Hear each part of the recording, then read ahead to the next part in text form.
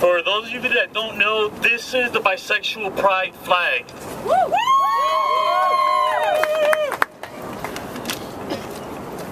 There are more bisexuals in this group, I know!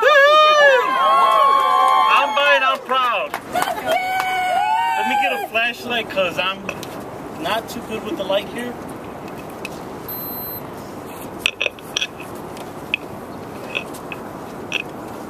Oh, look at this. The gays helping out the bis. Thank you. Tonight we come together as a community, not just to pay respects for the lives lost as a result of bullying, but also to show our support and our voice our concern for those who continue to suffer in silence. As a community, we must put an end to this form of abuse and hate. We cannot wait until a Chicago suicide makes the headlines. We can no longer sit back and let this continue.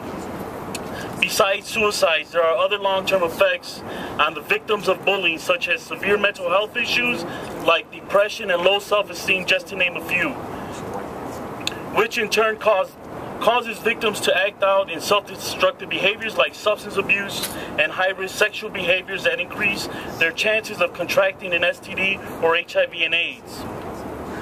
We must, as a community, address the bullying in Chicago. We can start by not allowing it to happen in our presence. If you see someone being bullied, speak up. Tell the bullies to stop. If you don't feel comfortable or safe enough to do it, then report it immediately. Somebody's life depends on it. Bullying can occur in any context in which people interact with each other, and it's not something that one experiences only as a youth. Adults are also prone to being victims of bullying. According to the Webster's Dictionary, bullying means to hurt, intimidate, or persecute. Bullying is an act of intentionally causing harm to others through verbal harassment, physical assault, or other more subtle methods of oppression. We are all capable of committing acts of bullying. There is also bullying within the GLBT community as well. With that being said, another way to put an end to bullying is to be consciously aware when we are becoming the bully ourselves. We have to accept people for who they are.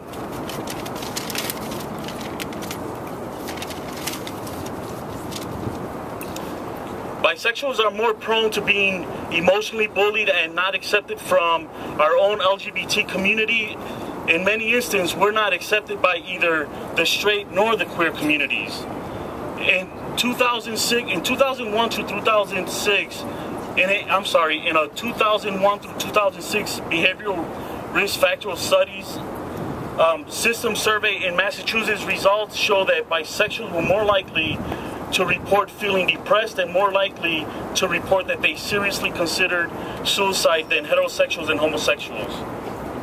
One of the main missions of the newly forming Chicago Bi Group is to provide support to the bisexual community and raise public awareness about bisexuality and bisexual people.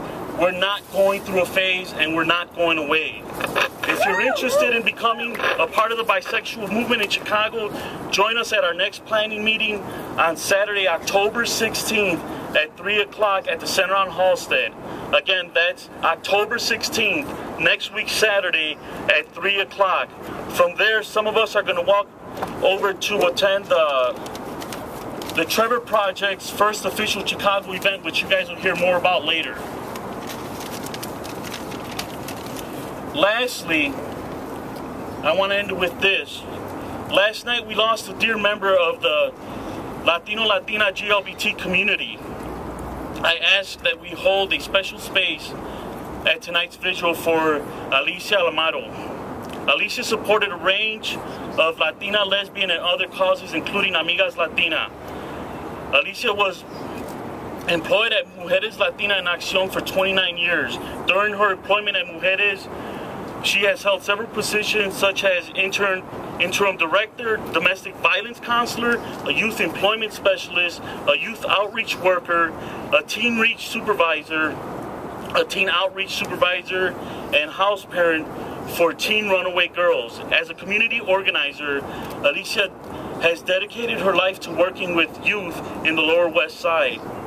Alicia coordinated an after-school program called the Peace Program for children between the ages of 6 through 12. The children were taught how to resolve their problems in a constructive manner. She will be missed, but her passion will never be forgotten. Thank you.